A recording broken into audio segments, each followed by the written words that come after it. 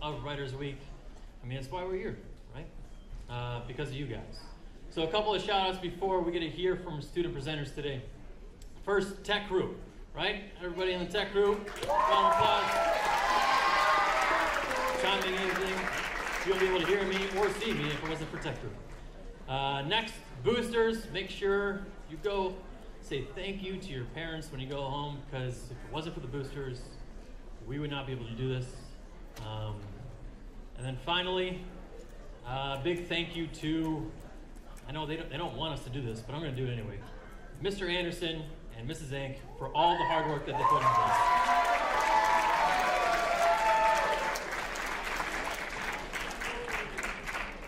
All right, let's hear from the students. We have, to start off with, Hillary Benjamin.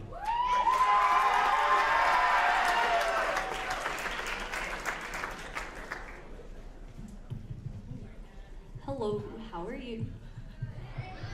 Cool. My name's Hillary. Shout out to Mrs. O'Donnell, 4th period. All right. This is something small with room to grow.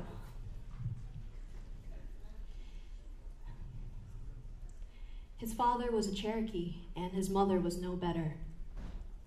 He lived behind enemy lines and never dared to cross state lines, and so he remained, late in life, planted firmly between what would be Tennessee and Kentucky, later walking along what was the Mason-Dixon.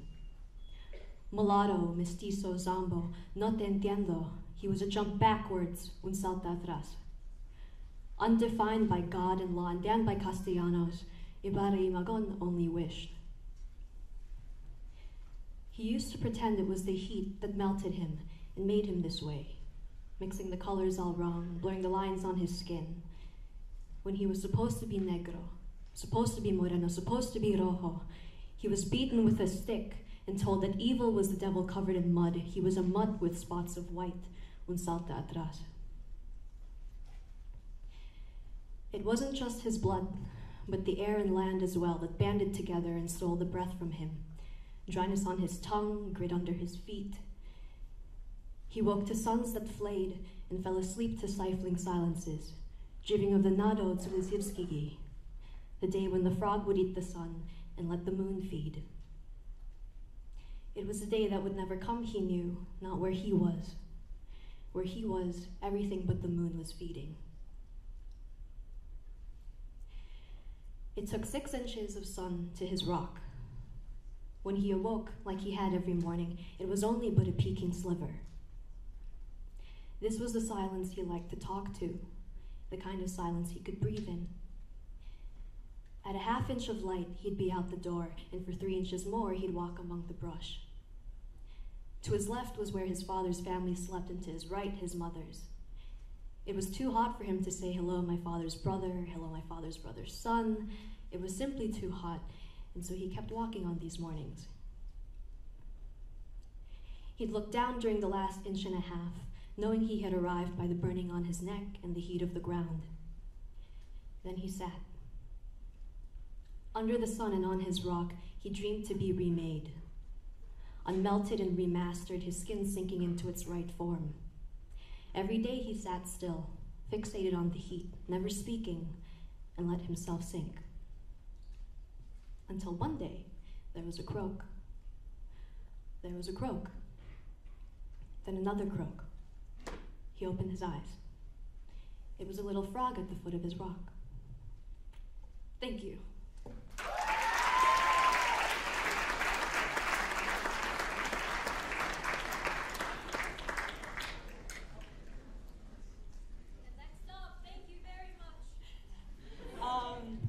Hi, I'm Katie. I am truly an entrepreneur. I mean, who else could run a fully functioning corporation at the ripe old age of 8? My business, selling self-made origami out of my desk. My target market, my classmates. My profit margin, pretty low, considering that I was selling folded paper to 3rd graders. Regardless of the fact that I was barely breaking even, I spent most of my time in class making little paper dogs, While my classmates were learning about multiplication or about the Earth's layers, I was learning how to create butterflies or little fish out of vibrant sheets of paper.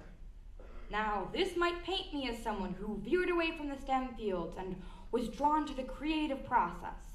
However, it's actually quite the contrary. The thing I loved about my business was the money. Yes, I was a greedy little third grader, but this was because I loved the possibility of making money. I would wipe the sweat off my brow and grit my teeth as I folded the paper into a ninja star that could turn a $5 profit or a bookmark that could make me $2. I loved walking away at the end of the day knowing that I put in a good day's work of solid, hard labor. A day I worked for myself and not the man. My business was doing great, and I was turning a profit, however meager, until I got competition.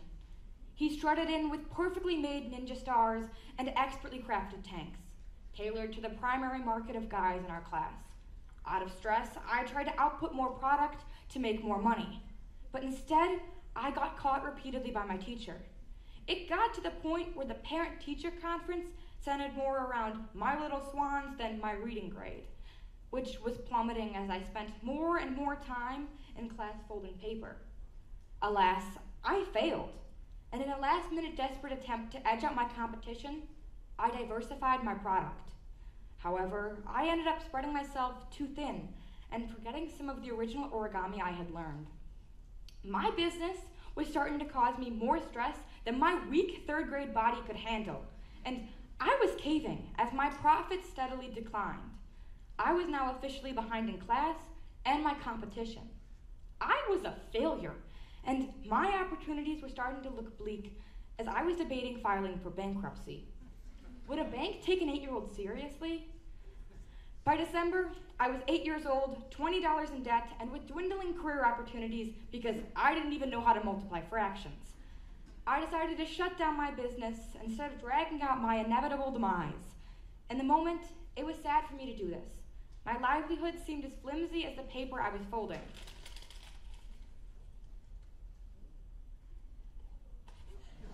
I'll pick that up after. Now I know that I learned valuable life lessons. Certainly not about budgeting because I spent nearly every cent on silly bands. Instead, I learned that not every project I take on is going to be a success.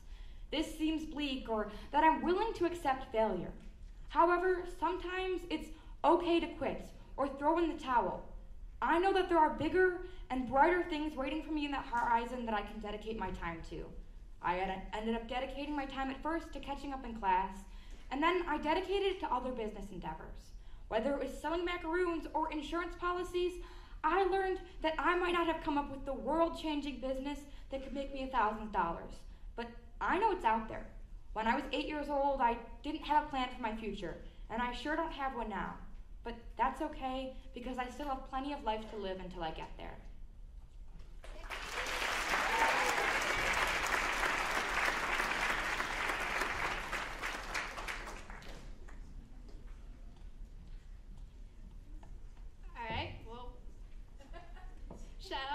To Miss OD's 4th period class. And special thanks to Adi and Shomer for getting me up here. Okay. So I wrote letters to my closest friends. Well, they're who I figured to be my closest friends. We'll still see if they like me after this. And also to my 2 sisters, Incy and Maria, who I absolutely despise, but wrote about because my mom said it would be a good idea, and I didn't want to disappoint her even more than I already have, so. Oh yeah, and please feel free to laugh in this. I kind of worked hard, so. Okay. To Dominique Ubienko. I despised you in 7th grade. Your shrieky voice would irritate me to no end. Fortunately for me, you changed in 8th grade, where I had no friends in Mrs. Petit's reading and writing class. Out of desperation, I began a conversation that actually formed a legit friendship. You're lucky I was so frantic. Otherwise, who knew if we ever would have become friends? I mean, I am so much better than you after all, so.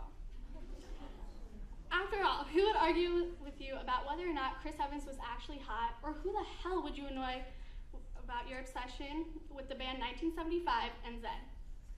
I can't thank you enough for scream singing in physics with Sahar Samadi, and making me want to bang my head against a wall, repeatedly. Who else would I speak Spanish to somebody taking French other than you? Who would be there to smack me when I get off task, and then do the exact same thing herself? Don't forget all the times we exaggerated puking when we saw people sucking faces in the hall, and then laughing about it afterwards when they finally came up for air just to show their irritation. And who else would I give a birthday present to a whole year late? I mean, I got it for you, and you got double the amount of presents that day, so I don't really see what there is to complain about, but you did anyways. We'll see if you get your present earlier this year, but no promises. Love, Aaliyah. To Jenny Kim, aka Short Jenny. The first time my contact popped out of my eye in 6th grade was the day you swore to wear glasses for the rest of your life. The horrified look on your face while I worked to settle it back into my eye was priceless. Wish I had a photo. Anyways, I wanted to thank you for having my back every time I lied to Lydia, and for liking my sisters more than you like me, and for having my parents choose you every single time. Remember when you first started working for them? I hyped you up big time. Yeah, big mistake, guys, don't do that. Now, every time I'm struggling with something, my dad stares at me and says to ask Jenny for help, since she's a genius. It's my life now, guys. Feel bad. Moving on. Do you remember sophomore year when we would stay after class with Christina Pan to bless OD with our presents and talk about literally anything and everything? What about all those times when we laughed about how we would reminisce about the past and what idiots we all were in high school? Make sure you keep in touch so that can actually happen. I look forward to telling everybody about our insane high school experience. Love, Aaliyah. To Haejung Cho. 8th grade gym, we actually started talking to each other, even though you moved here in 6th grade.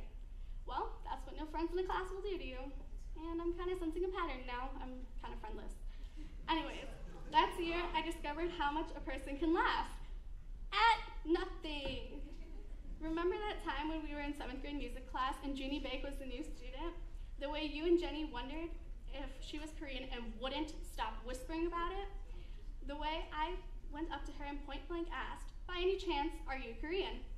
She is, by the way. Move into sophomore year where we had 3 periods together, straight. Super exciting. I'm kidding, sort of. You can imagine how that went. That year was great. During lunch, we would help each other out. I would read all your English papers, and you would help me in math since I was always completely lost. That was also the year of the infamous haircut. Now, we've all had a bad haircut, Haejun, but yours was atrocious. With your hair ending at your chin, you looked like you had a Willy Wonka wig on. And seeing as we had 3 periods straight together, I got multiple opportunities to point this out to you. Maybe I should get a wig like that for your next birthday. Better get on that now, though, since we all know how great I am at giving birthday presents late. Love, Aaliyah. To Lydia Hum. You are the dumbest smart person I know. I mean that in the best way possible. Do you remember how you would go around saying, yo soy gorda y loca? To everyone you knew, and how I had to break the news to you after a while that it did not, in fact, mean I am pretty and sexy. Rather, I am fat and crazy.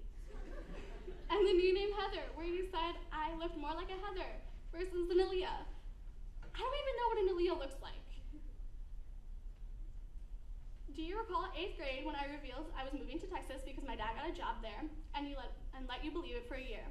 The way Jenny and I snickered every time at how gullible you are when you mentioned it.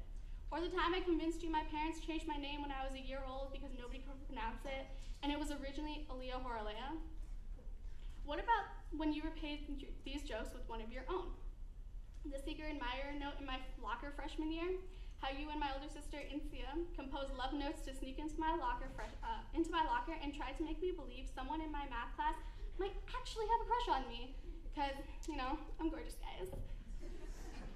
Too bad for you when I managed to solve the mystery. How about when we learned about alleles in bio and you determined that Heather was out and alleles was in?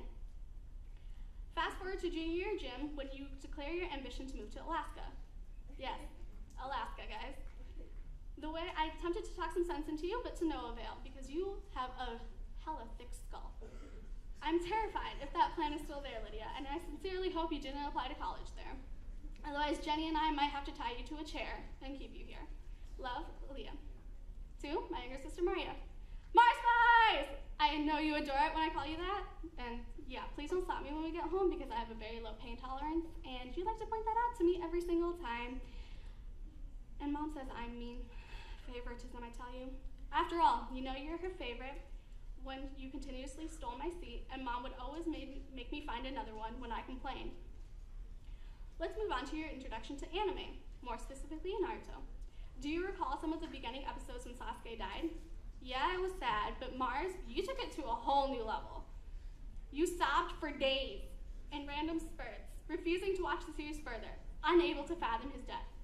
He legit was revived in the next episode, so there was nothing to cry about. Your incessant crying earned you the name Waterworks. Next up is Quizlet. You were born the year Quizlet was founded, and you had the gall to ask me if I knew what Quizlet was. I'm 17, Maria. I am not ancient. Now I know how Mom feels when I ask her if she knows stuff. Anyways, thank you for entertaining me with your hilarious comebacks that you have for my insults and telling me not to fail today the way I always do. Who knew you could be as funny as me? Love, Aaliyah. 2, my older sister, Insia. I don't even know what to say about you. I guess I'll start with when you started driving 6 years ago. I recall me saying that I would never be as bad of a driver as you. Yeah, that didn't go as planned, but at least I hadn't crashed both the cars within a few months of each other and almost killed my sister, though Maria might beg to differ. I'll never forget the hurried left turn that you made while a car was speeding towards us and the way I almost had a heart attack. And the fact that you didn't even realize you almost killed me. After that, I wouldn't drive with you for 4 months, still fearing for my life. Oh my gosh. Okay. Anyways, remember when I first got my green contacts? How you called me Santosa in honor of a guy named Santos, whose colored contacts made him look like he was possessed. Yeah, that really boosted my confidence. The best was when you would tell this to everyone and that they would agree with you after you showed them side-by-side picture, especially Sakina Gatala, who would not stop laughing for 5 minutes. Thanks for that. That's one distinguishing characteristic between us, though, since people still like to mistake us for each other or call us twins. I don't know why, though, since I'm the prettier one. Love, Aaliyah. Thanks. Next up, Nathan Barretto.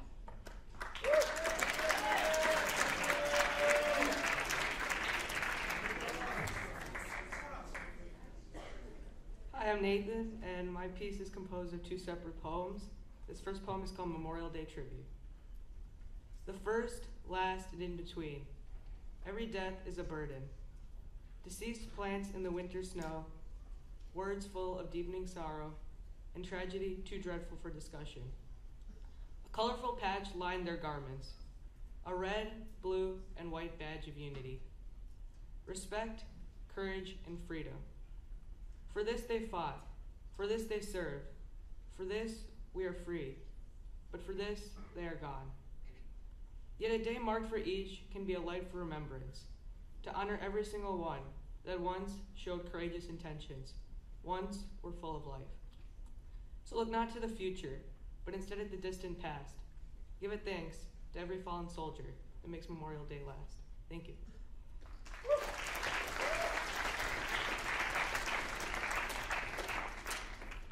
The second poem is called Friendship Sonnet.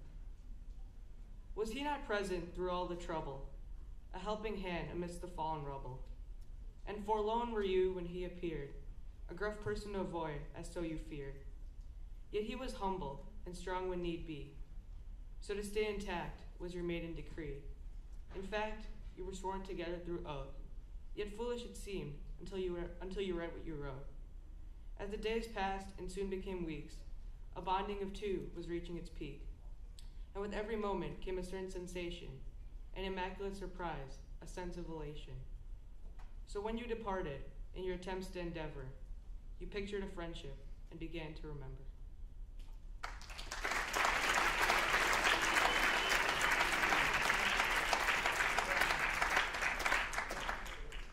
The next speaker up is Andre Boulet.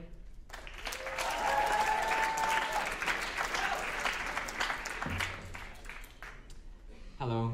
Before I start, I'd like to give a shout out to Mr. Anderson's 4th grade class. This is a poem I wrote called Performing a Memoir.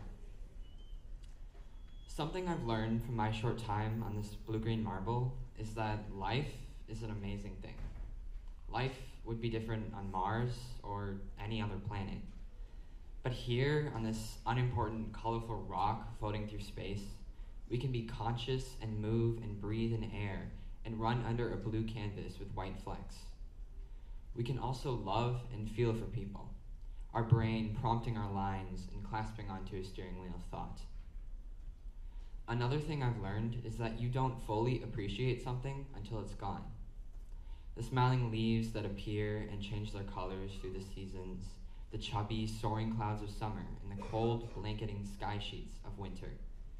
Even people. Some people take your screaming emotions for granted.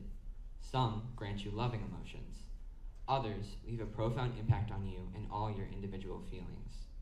And if and when they leave, either by chance or purpose, it's hard to be the same person that you were, because they took some of the little people in your heart in either the grandest bank robbery in history or the largest donation.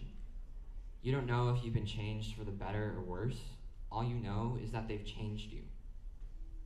Sometimes, people who choose to stick around call you a friend, one of the highest compliments anywhere. During those times, the joy in your heart holds a cast party for friendship and happiness. Some friends stick around your entire life. Some come in and out of it. Some you interact with a few times. Some friends leave you, and some you never get to see again, and you wish you could. That's when sadness takes center stage. There might be one friend that you have so many memories with. Not the memories of them doing something funny or laughing with you in the hallways, but memories of being around them and feeling their care for your presence. Feeling like you belonged, feeling like a friend. But even that friend can hide their emotions. Everyone's life is like a play. The lead role can change from joy to sadness anytime. But sometimes there's one friend where there was no show program or playbill, where the actors' names were hidden, where their casting director was blackmailed, and their love interest was something enigmatic. I wish I could have been there for that opening night. Maybe I'd see through the chaos and pandemonium that things were just not all right. But no one noticed, and now we're left to pick up the pieces. I think back to all the times that you'd smiled at me when you stood by my side and just talked or listened. To all the times that you wanted to do something new and probably very stupid, and I went along with you. I didn't know that we would be such good friends, and neither did my emotions. But the last time I saw you, my heart sank deep into my chest, almost drowning them. Because I cried. Because I knew you were a true friend of mine, even if we didn't see or talk to each other every day. Love nor poetry can't describe your impact on this blue-green marble. So when the curtain closes on your play, we all raise our glasses and toast to things lost. But at the same time, we think of everything we've gained and how we'll never lose any of it. We don't need pictures or souvenirs from the show, just the memory of your brilliant display, because it will be kept locked up in our hearts, and only a special act of true friendship can once again raise the curtain and turn on the spotlights. But that time has passed. I wish I could say I'll see you tomorrow, but instead I'll think of you tomorrow and every day after that, because like a star, I may not always see you, but I will know that you'll always be there.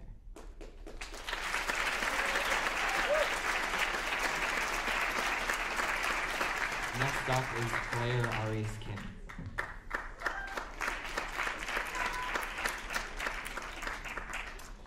Hi, my name is Claire Arias Kim. So before I start, I have quite a few shout outs. So first off, shout out to Mr. Schaefer's 4th period class. Oh, yeah! Also, shout out to Mrs. Fudala and all the awesome people in this year's Writers Club. I'd also like to acknowledge my previous English teachers at Fremd, Mr. Klein, Mr. Weber, and Miss LV. A big shout out to my girls, Molly Muldowning and Jenny Lee, for coming out here to support me. Love you guys. And lastly, a big shout out to my parents for coming here. So today I have 2 poems for you. The first one is fictional, and the second one is a little more personal. So the first one I'm gonna read was actually inspired by Roald Dahl's classic short story, Lamb to the Slaughter. And it's called Till Death Do Us Apart. There aren't enough letters in the alphabet to make you understand what you'll never get. The forever feelings of regret that creep through the cracks in my kitchen floor we once danced upon, like oil and water in a hot skillet, forced to conspire over the heat of a fire. I'd bake you up shepherd's pies stuffed with lies for dinner as you poured the wine and convinced me you were fine, while inviting your inner demons to mingle with mine. So when the first glass went flying, I should have stopped trying to pick up shards of what was broken, only to split my hands open till they bled the red tint of your crimson drink. But you never stopped to think that one day I'd fill those glasses with the scarlet liquid that races through my veins while I picked up the traces of our anguish and pains. I felt my insides boil like frying oil as I found her with you under white Parmesan sheets, her hair a nest of spaghetti, red, hot, and delicious, as I closed the door to escape your vicious ways. Night after night, fight after fight, we'd raise our glasses in a ceremony of denial. But you should have seen through my worn-out smile. You should have known my sanity would crack like the eggs I threw into your final meal, along with that tender rack of lamb doused with ingredients I'll forever conceal. That fateful day in the middle of May, a memory clear enough to cut the tough meat radiating the most glorious heat. The smell of your defeat making me swoon like the night you swept me off my feet, as the glint of the moon made me fall for you too soon. A toast of clinking crystal, the tolling bell of your final hour, the skin on my face, white as the flower, sitting on the stovetop as I felt your heart stop. Your face, the color of Cabernet, of my scarlet-stained hands, playing with death like there was no other way.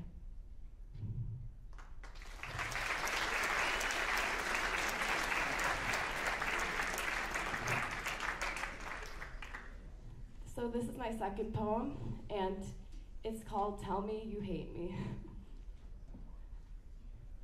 I'm tired of waiting on the edge of my seat. Just knock me out cold and give me the heat. For I'm no longer prone to the pain you're exerting.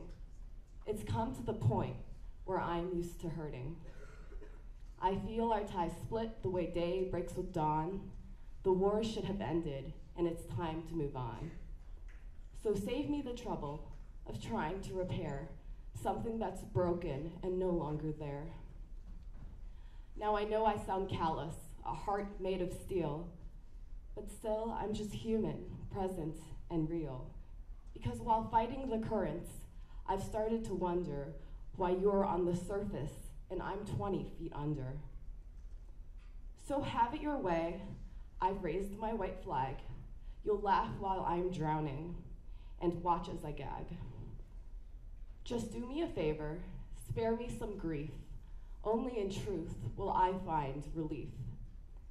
Tell me you hate me, I'd rather come clean than hope that somehow that's not what you mean.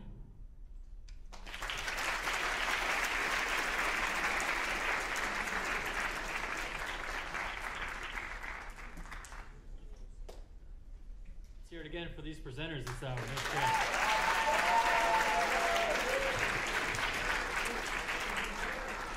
Okay, I think we have time for just one question that I have for these presenters. Before I open it up, we have a couple minutes here. Where did you find the inspiration for your pieces? And if you don't have the answer to that, what is the process you went about in order to write the piece that you wrote, in order to get up here? Okay, let's go first. Yeah. I think what really inspired me to write my poem was just the experiences I've had with a ton of different people, and like what they've left on me and the things that I remember for them. For my poem about friendship, that just came to my mind. I didn't have any inspiration for that, but as for my poem about Memorial Day, it was kind of around that time, and I thought it would be a good topic to write about, since it's obviously very important in society.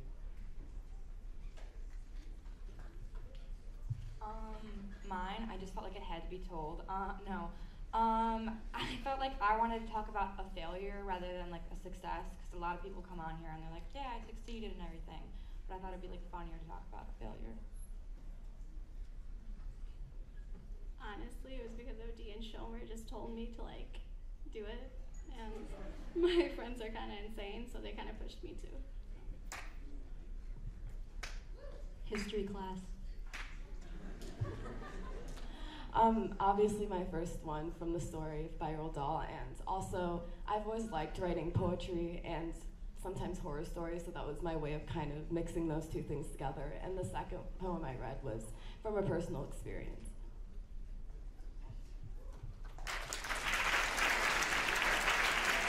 Okay, open it up to the audience. Any questions you have for our presenters this hour? Up front, here we go. I have a question for Katie. Okay. So, if you were making origami and you felt you had to close your business, did you ever reopen any new businesses? So the question is, Katie, did you ever open up any other businesses feeling that you had to close the origami one, right? I mean, like, I've always just, like, done, like, I don't know, like, nothing as big as the origami business. Like, nothing as extreme as that. But I've always, like I talked about in the piece, like, I always, like, love making money because, like, I'm broke. So, like, I guess small things here and there.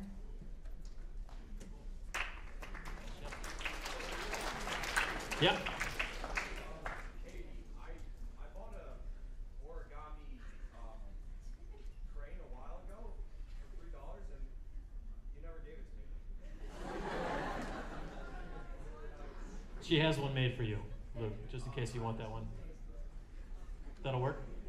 That'll work. Okay, good. Awesome. Fulfilled. Here we go. Hold on a second. I can't hear you. One more time. Oh. How did you wind up $20 in debt?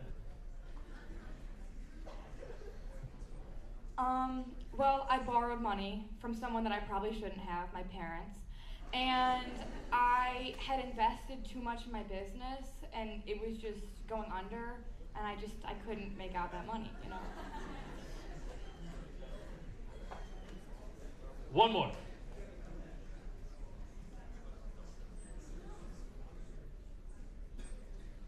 No? All right, last round of applause for the presenters. Thank you.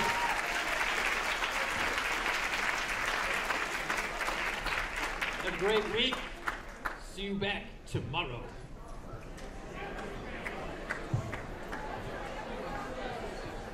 My class, make sure you turn your sheets up top.